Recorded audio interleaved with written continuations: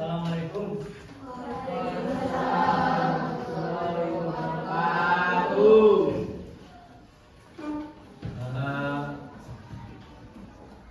Selamat pagi anak-anak. Pagi. Gimana kabarnya? Baik. Alhamdulillah, alhamdulillah. Baik, untuk pembelajaran hari ini, sebelum sampai pada materi, kita berdoa dulu. Dipimpin oleh KM-nya. Silakan. Belum belajar, mari kita berdoa. Berdoa dimulai.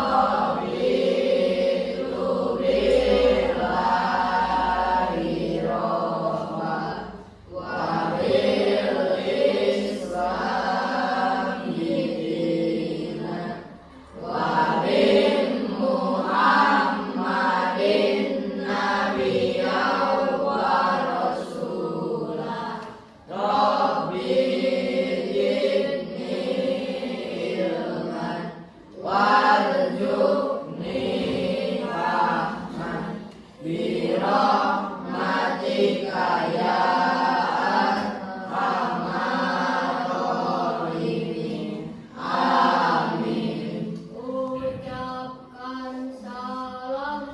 Assalamualaikum warahmatullahi wabarakatuh.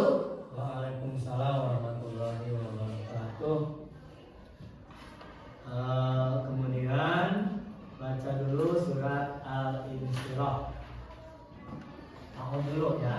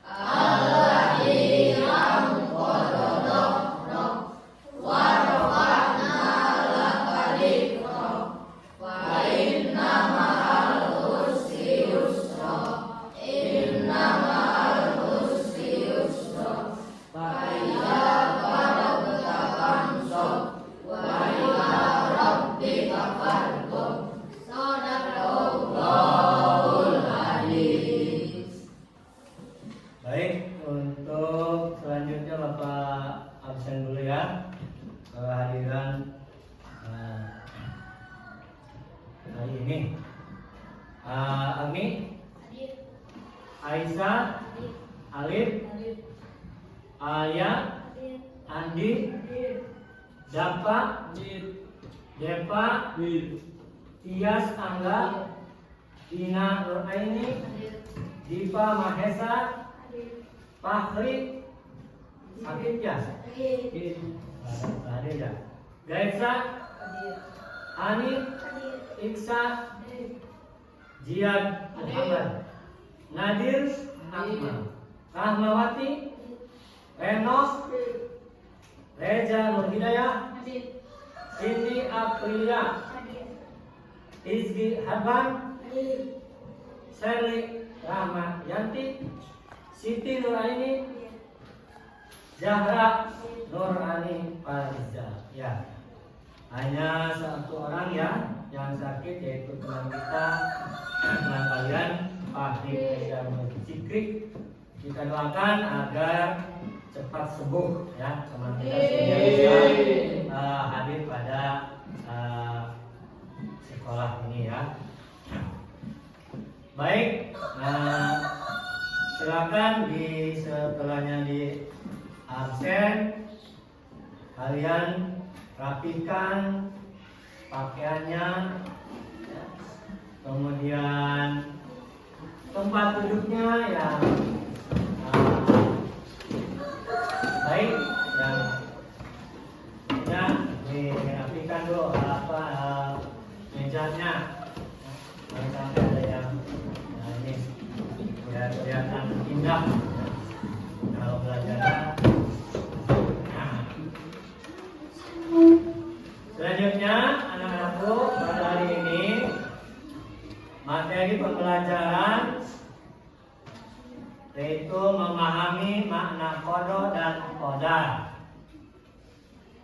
Bukunya dipersiapkan, coba dibuka di halaman 65, 66. Boleh dibuka, silakan. Tapi sebelumnya Bapak akan bacakan dulu daripada tujuan pembelajaran memahami makna qada dan qadar. Setelahnya pembelajaran berlangsung, diharapkan kalian satu, bisa meyakini adanya qada dan qadar. Yakin. Yang kedua, menunjukkan perilaku berserah diri kepada Allah yang mencerminkan iman kepada qada dan qadar. Yang ketiga, memahami hikmah beriman kepada qada dan qadar yang dapat membentuk perilaku akhlak mulia. Yang keempat, menunjukkan hikmah beriman kepada qada dan qadar yang dapat membentuk perilaku akhlak mulia. Nah, itu tujuan pembelajarannya. Jadi setelahnya belajar ini, diharapkan kalian seperti apa yang tercantum di tujuan pembelajaran tadi. Ya, mudah-mudahan. Amin ya Allah ya Rabbal alamin. Selanjutnya,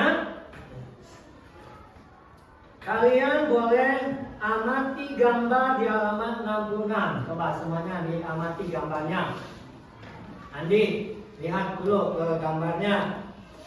Di halaman 66 ada gambar yang ilustrasinya kaitannya dengan materi qada dan qadar ini. Ya. Di gambar pertama ada dua bayi. Kemudian di gambar dua juga ada matahari bersinar. Yang ketiga gambarnya anak sedang mengikuti lomba tilawah Quran. Nah, yang keempat adalah anak-anak yang sudah menyangking atau memperoleh juara di sepak bola. Nah, itu pasti ini ada kaitannya dengan qada dan qadar. Ya. Selanjutnya kalian pasti bertanya-tanya, apa itu qada? Apa itu qadar? Ya. Atau ada yang sudah tahu? Ada yang tahu? Kalau ada yang tahu boleh. Hah? Tidak ada. Kalau tidak ada, baik. Bapak akan jelaskan pengertian qada dan qadar. Dimulai dengan pengertian qada, ya. Agar kalian paham apa itu yang disebut dengan qada. Qada itu adalah keputusan atau ketetapan Allah Subhanahu wa taala terhadap makhluknya. Ya. Tuh, jadi ketetapan atau ketentuan, ya, keputusan Allah bagi makhluknya. Apa saja keputusan ketentuan itu? Kamu bisa menyaksikan, bisa mengamati di sekitar kamu. Ada yang lahir, nah seperti tadi gambarkan, ada dua bayi yang lahir. Ada juga di sana yang dikubur mati. Nah, berarti ada yang hidup, ada yang mati.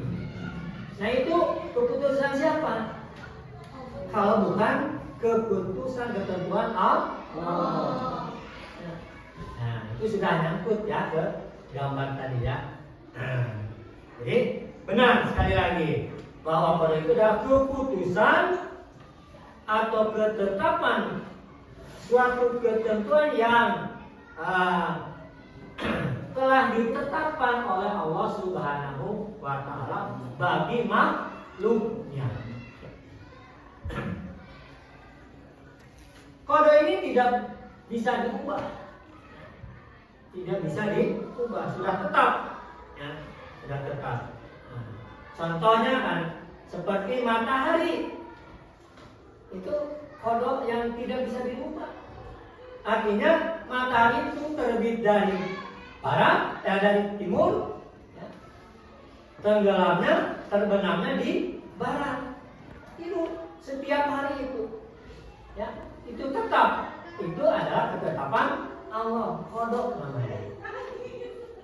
Matahari itu keluarnya siang, ya, dari pagi sampai sore, siang.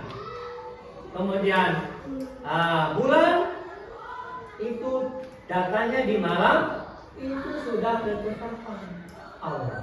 Ya, paham nggak? Jadi sekali lagi apa? Qada itu keputusan, ketetapan yang ditetapkan oleh Allah Subhanahu wa taala bagi makhluknya. Bagi makhluknya ada yang meninggal, ya. Itu sudah ketetapan Allah. Umurnya sekian. Tuh ya. Jelas ya? Nah, lebih jelas lagi, qada ini dijelaskan Allah Subhanahu wa taala dalam Quran surat Al-Hadid. Ya. Quran surat Al-Hadid ayat 22. Nah. Al-Hadid ayat 22. Yang bunyinya A'udzu billahi minasyaitonir rajim. Ma asaba min musibatin fil ardi wala fi anfusikum illa fi kitabin min qabli an nabra'aha. Inna dzalika 'alallahi yasir. Artinya, setiap bencana atau musibah yang menimpa di muka bumi ini, yang menimpa dirimu sendiri, kalian, Bapak, itu semuanya telah tertulis dalam kitab Lauh Mahfuz sebelum kami mewujudkannya. Jadi sudah dituliskan sebelum diwujudkan, sudah dituliskan oleh Allah. Ya. Sungguh yang demikian itu mudah bagi Allah. Mudah bagi Allah. Gunung meletus mudah bagi Allah. Ya. Ada tsunami mudah bagi Allah. Musibah tsunami. Ya. Jadi jelas di Al-Quran di surat Al-Hadid, apapun yang terjadi di muka bumi ini itu qadanya Allah. Ya. Jadi bencana apapun yang terjadi di atas bumi ini tidak ada yang tahu. Ya, tidak ada yang tahu.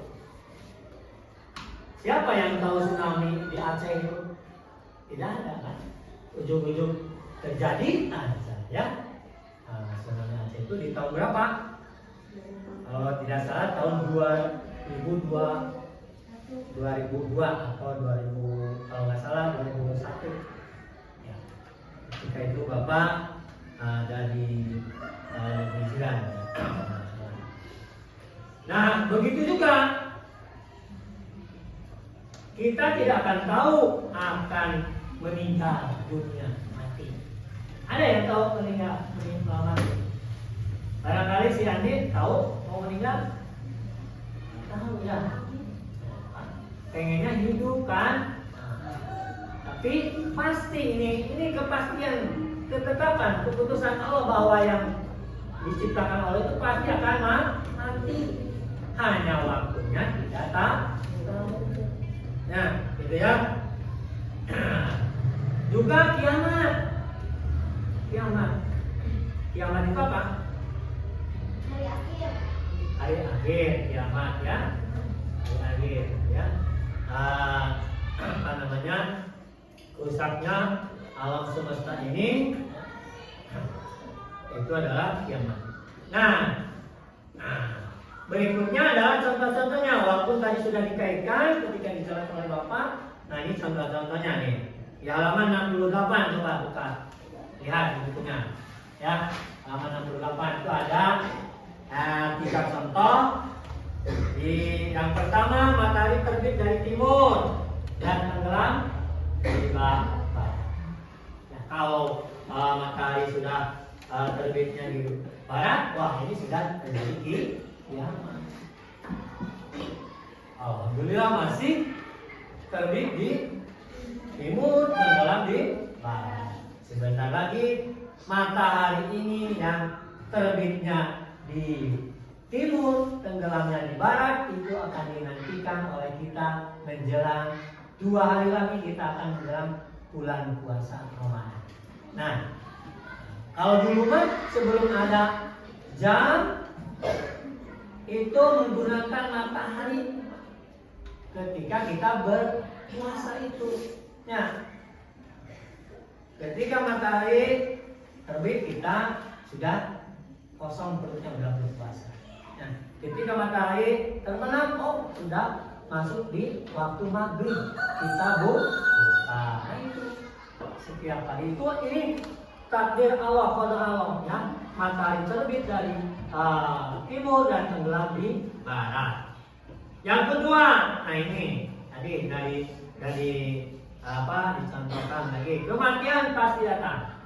Nah, yang namanya manusia atau yang namanya makhluk bernyawa pasti mengalami mati. Makhluk yang bernyawa pasti mati.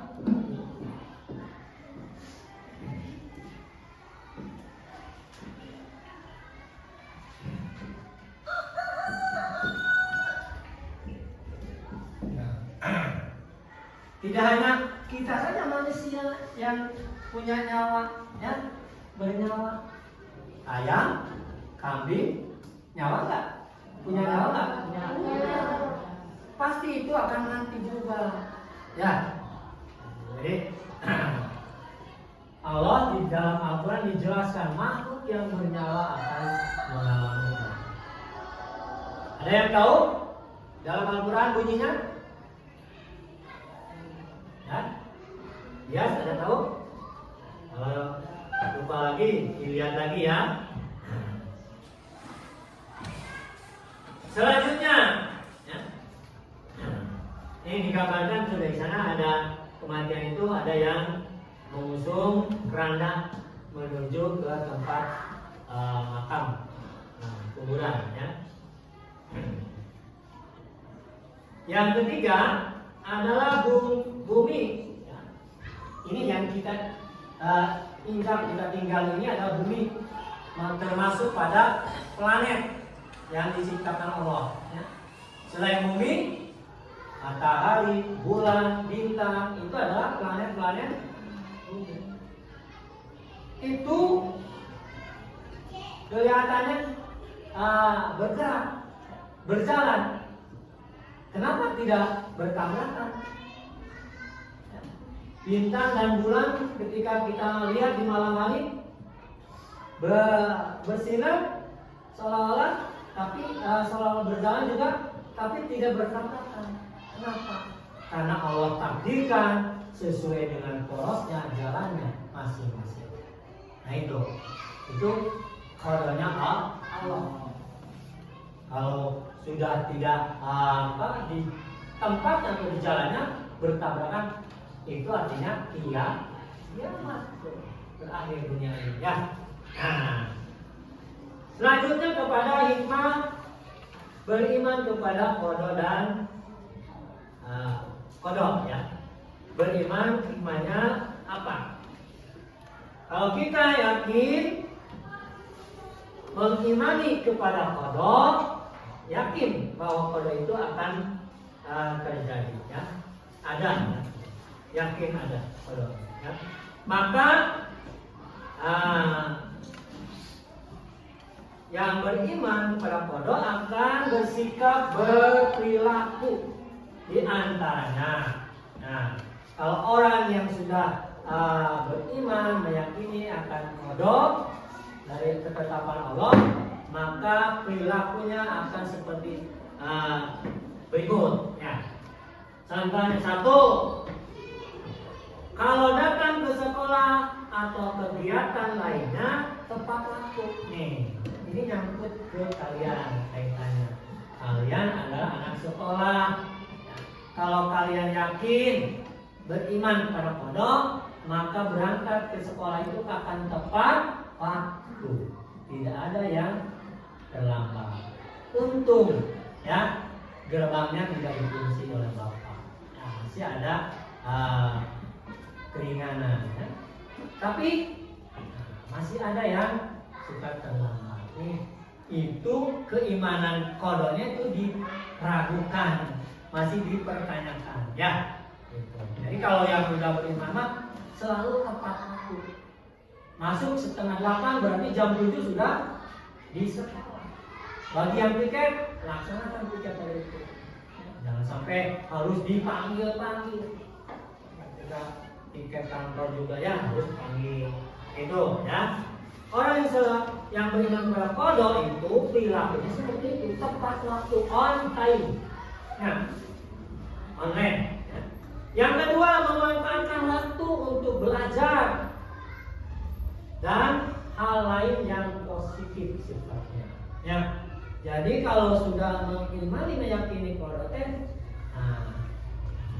memanfaatkan waktunya untuk belajar, bukan untuk main bola ketika waktu belajar. Main voli atau main yang lainnya yang sifatnya mengganggu pada waktu belajar. Ya. Atau yang positif misalnya waktunya sholat, sudah waktunya ada sholat, tetapi malahan main game dulu atau main HP ya, itu tidak memanfaatkan waktu kalau begitu. Ya, jadi orang yang beriman mah selalu memanfaatkan waktu. Malam ketika mau tidur belajar. Ya. Yang ketiga, perilakunya menerima berapapun uang jajan dari orang tua. Nih kamu, ya. Pasti yakin Bapak di sini di antara kalian itu ada yang beda, nggak ada yang sama pasti uang jajannya. Ada si Agni mas 10.000 misalkan, si Ger sama 20.000, bisa kan? Ya, jadi pasti beda. Nah, kalau sudah begitu terima dengan ikhlas, karena kamu harus yakin bahwa rezeki itu Allah berikan tidak sama, tergantung kepada usahanya, ikhtiarnya. Tuh, jadi jangan uing-uingan, malas sekolah, ada uang jajannya nanti 5.000 atau 2.000, gitu ya. Jadi terima pemberian uang jajan dari orang tua dengan ikhlas. Yang keempat, tidak bersikap sombong. Ini yang iman kepada Allah itu tidak sombong. Ya. Baik itu di rumah, di sekolah, atau di lingkungan masyarakat, tidak sombong. Ya. Jangan mentang-mentang aku mah anak orang kaya, aku mah anak ganteng, aku mah anak yang cantik. Sombong, tidak sombong. Ya. Itu tidak mencerminkan orang yang beriman pada Allah. Yang kelima, berhati-hati jika berada di tempat yang ramai atau di jalan kendaraan yang padat. Nah, ini berhati-hati. Ya. Kalau orang yang tidak berhati-hati itu cerobot misalnya, ya akan terjadi lah musibah. Nah, tapi kalau hati-hati iman para ulama, berusaha kan bisa ya. Yang keenam, bertanggung jawab atas tugas yang diberikan. Tanggung jawab. Hari ini piketnya hari ini tanggung jawab, ya. Tepat waktu kerjaan itu tanggung jawab. Jadi yakin, ya. Yang terakhir, santun dan rendah hati dalam bersikap dimanapun berada. Ya. Mau dimanapun kamu bersikapnya harus santun. Mau di luar sekolah, di masyarakat ya, di tetangga, ataupun di sekolah, lingkungan sekolah, santun. Ya. rendah hati, tidak boleh sombong atau kasar ya. Nah itu hikmah daripada beriman pada qadar. Selanjutnya ada qadar ya. Ada qadar. Kalau tadi qadar ya.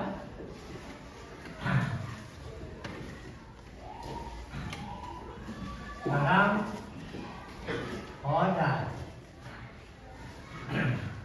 Qadar itu tidak dapat diubah. Ya.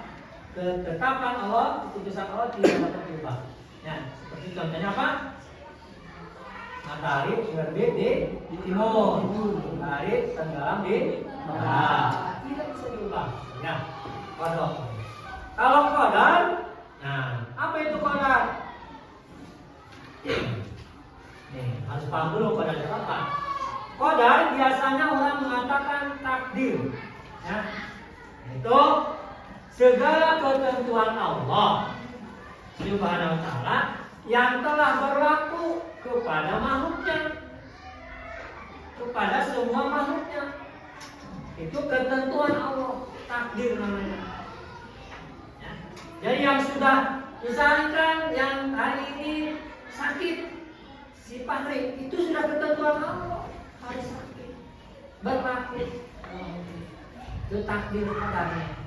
Ya, nah itu. Jadi sekali lagi, segala ketentuan Allah Subhanahu wa ta'ala yang berlaku, yang telah berlaku, yang sudah berlaku, yang sudah terjadi kepada makhluknya. Si Fahri terjadi sakit, tidak bisa hadir terus. Itu. Nah, tetapi qadar ini bisa diubah, dapat diubah. Kalau tadi mah qadar itu tidak bisa sama sekali diubah, sedangkan qadar mah dapat diubah. Contoh lagi, kita yang sudah terjadi aja ya, seperti Fahri sakit 2 hari kemarin dan sekarang. Mungkin si Fahri sekarang sedang berikhtiar dengan memakan obat. Agar apa?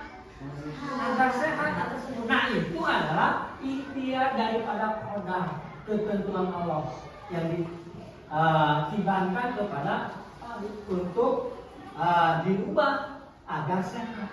Nah ini qadar. Ya. Nah, kejelasannya qadar ini dapat diubah itu adalah Quran surat Ar-Ra'd ayat 11. Ar-Ra'd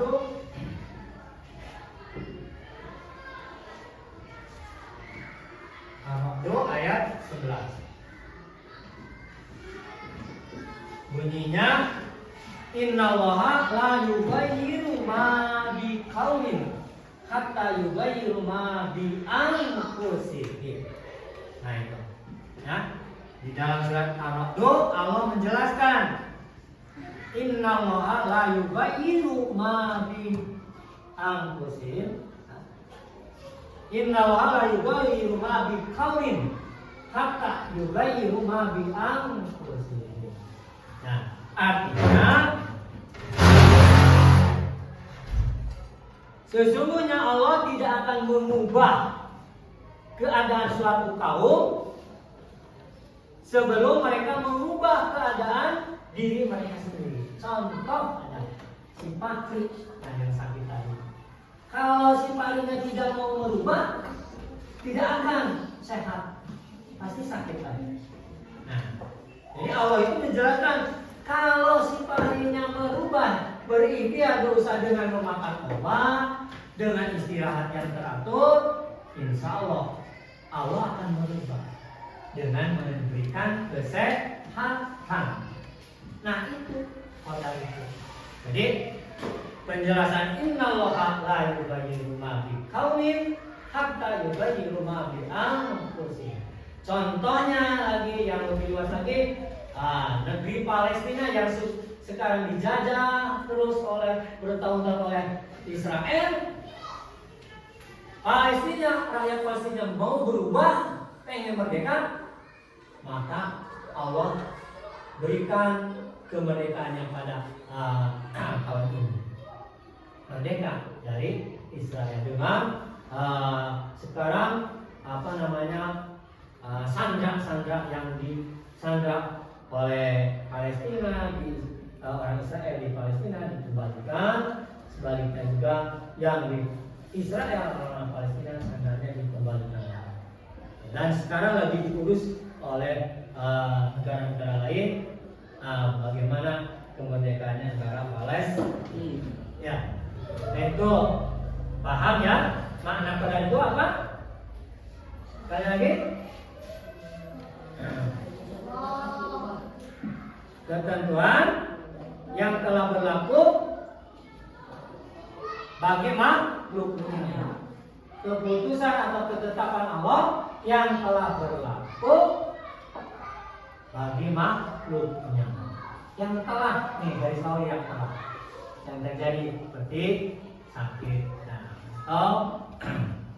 Berarti ada ikhtiar di sini, usaha untuk berubah menjadi sehat. Nah itu ya. Jadi kalau begitu ada ikhtiar usaha di sini di kodar ini. Ikhtiar. Apa ikhtiar itu? Usaha. Ya. Usaha manusia untuk memenuhi kebutuhan dalam hidupnya. Tak ikhtiar, orang tua kamu berikhtiarnya ke pasar dagang. Orang tua kamu berikhtiarnya menjadi guru. Itu contoh ikhtiarnya untuk memenuhi kebutuhan hidupnya. Kaitannya dengan qada itu, maka Allah akan berikan rezeki. Bapak guru misalkan setiap bulan diberikan gaji sudah rezekinya. Tetapi ada yang rezeki yang tidak diduga. Bahwa ada dari seorang murid yang mengasih hadiah pada bapak ibu gurunya. Itu kan itu rezeki yang tidak terduga. Yang selain enggak. Atau dagangnya. Hari ini dagangnya orang tua kamu misalkan dagang nasi, ada yang makan 10 orang, Somalima ada yang 15 orang, 20 orang, itu kan rezeki. Nah, ketika berikhtiar itu, bagaimana harapannya bisa terpenuhi? Dengan bagaimana cara prosesnya? Kalau dagangan dibuat semakin lezat, semakin enak oleh konsumennya, customernya. Ya, jadi otomatis kalau ditingkatkan, ya makanya pasti banyak itu ya. Jadi otomatis ada ikhtiar itu pasti hasil. Jadi ikhtiar usaha itu kalau giat, rajin. Kalian juga kalau ingin menjadi orang anak yang pandai, belajarnya lebih ditingkatkan lagi. Kalau sehari itu tadinya membaca buku itu hanya 3 kali, ditingkatkan menjadi 8 kali atau 10 kali, beberapa kali lipat. Sehingga yang tadinya nilainya kalau 3 kali belajarnya cuma 8, kalau sudah ditingkatkan belajarnya menjadi 10, 100. Itu karena ada giat atau usaha ikhtiarnya. Nah itu tentang dalanya. Nah contohnya nih, tadi ya. Contoh-contohnya ya seperti menjadi pintar dan menjadi juara kelas itu dikarenakan belajar. Ya, dan berdoa. Jadi di sini kalau ada yang juara kelas itu karena belajarnya dan berdoa. Karena hasil itu menentukan Ikhtiar itu menentukan. Ikhtiar usaha belajarnya ditingkatkan, kemudian berdoa Allah memberikan atau mengabul. Ya, pintar ya. Yang kedua contohnya menjadi juara lomba pidato atau juara lomba cerdas cermat, ya, karena gigih berlatih. Nah, adapun kemarin kita kontingen kita dari SDN Payung 2 yang cerdas cermat kalah, itu karena proses ikhtiar usahanya belum maksimal, tidak maksimal. Entah karena waktu mungkin mepet, ya, atau anaknya yang kurang greget belajarnya, berlatihnya, sehingga yang juara itu sekolah. Tapi itu mohon menjadikan cermin pembelajaran untuk yang akan datang. Dari sekarang belajar itu harus ditingkatkan, ya, agar tercapai kejuaraannya. Yang ketiga, menjadi anak yang disenangi dalam pergaulan itu karena ramah dan suka menyapa kepada siapa saja. Jadi kalau ingin disenangi dalam pergaulan, harus ramah, santun, selalu menyapa, jangan sombong. Nah, jangan sampai ada yang bertemu dengan temannya, nggak ada salam, nggak ada nyapa, ya. Kalau ingin disenangi oleh orang dalam pergaulan, ya, kita harus murah senyum, sapa, kan ada sapa itu ya, sapa, senyum, salam, ya, 3S. Dimanapun kepada siapa saja, jangan dipilih-pilih, ya, kalau ingin disenangi. Yang keempat, menjadi anak yang pandai membaca Al-Quran dan menjadi qari-qari'ah itu juga harus usahanya yang gigih, yang giat, yang keras, ya. Kemarin juga yang konsedan kan juara. Itu karena gigih latihannya. Sampai ada pelatihnya juga sampai dengan kelelahan, ya. Tuh, tetapi hasilnya alhamdulillah juara saja. Nah, yang terakhir adalah hikmah beriman kepada Allah.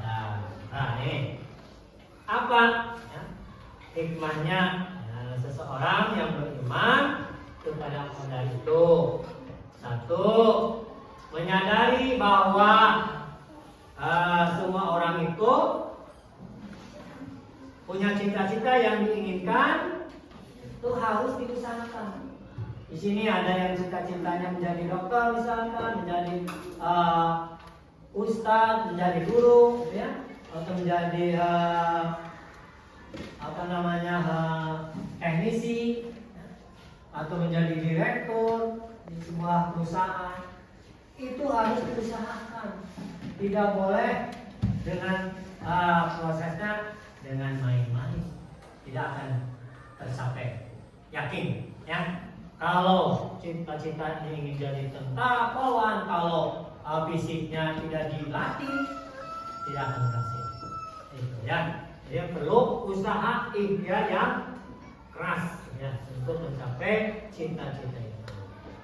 Yang kedua, memiliki rasa percaya diri dalam menghadapi tugas. Nih, kebanyakan ini tugas nih kalian ini, ya. Kalau ada PR, percaya diri. Walaupun salah, itu hasil sendiri.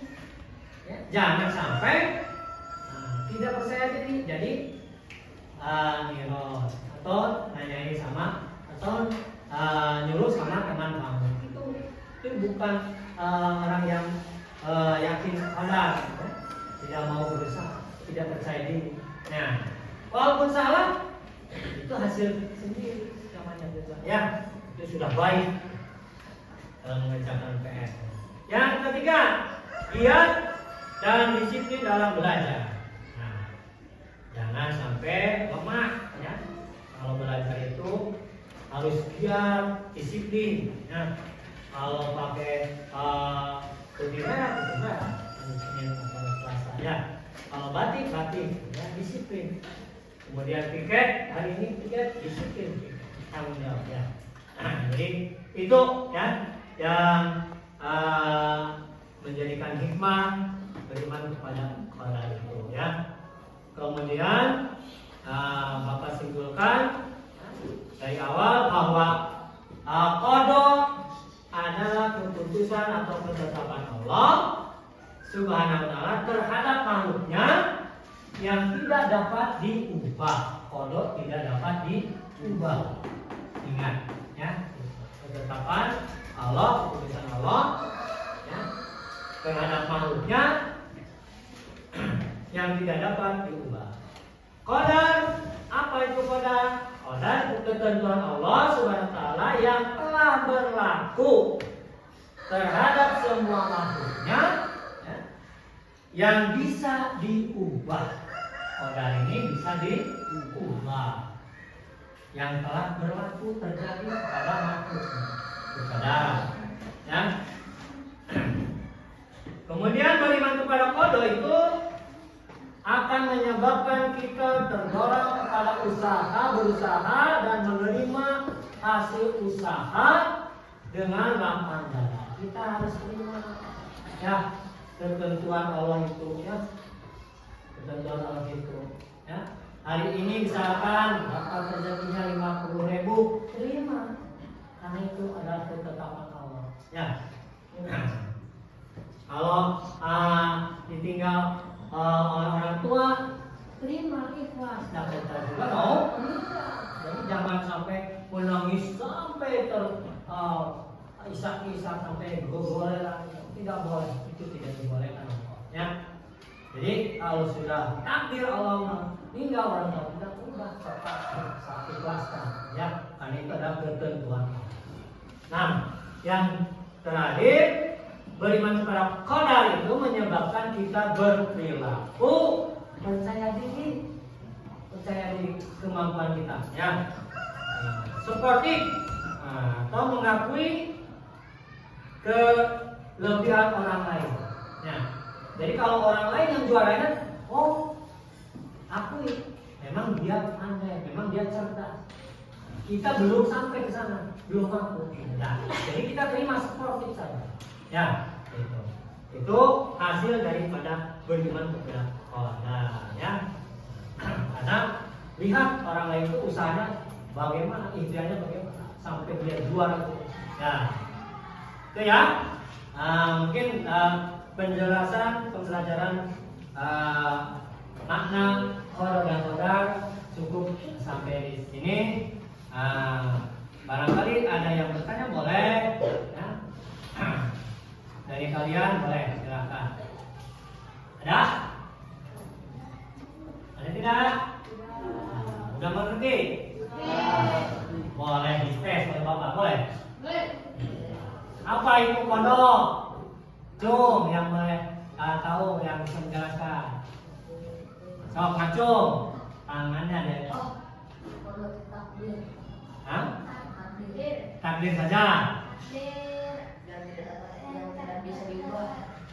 Iya, takdir atau ketentuan Allah yang tidak dapat diubah, qada. Kalau qadar, Takdir yang dapat diubah. takdir atau ketentuan keputusan Allah yang bisa atau dapat diubah. Contohnya bagaimana kalau qada? Siapa yang tahu? Cung, kamu tidak percaya diri nih, udah dikasih pelajaran harus percaya diri. Percaya diri. Ya, Hani. Hah? Kematian. Bagus 100 untuk Hani. Nah, itu percaya diri. Apalagi Jian. Datang ke sekolah tepat waktu. Nah, itu hikmahnya ya. Contohnya tadi apa itu kematian. Betul ya. Nah, hikmahnya. Kalau qadar contohnya apa? Cung. Siapa harus percaya diri dong, ya? Mendapat juara kelas. Iya. Nah, mendapat juara kelas. Contohnya pada itu. Ya. Hikmahnya bagaimana hikmahnya? Mempelajari beriman kepada Allah itu. Memiliki rasa percaya diri. Nah, memiliki rasa percaya diri. Bagus untuk jihad 100 ya.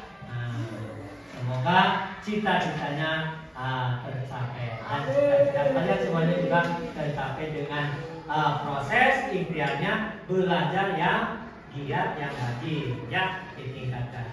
Itu saja mungkin pembelajaran hari ini. Cukup sekian. Mudah-mudahan ada hikmah manfaatnya. Mudah-mudahan kalian bisa mau menambah lagi pembelajarannya. Ya, diakhiri dengan ucapan billahi taufiq wal hidayah. Wassalamualaikum warahmatullahi wabarakatuh.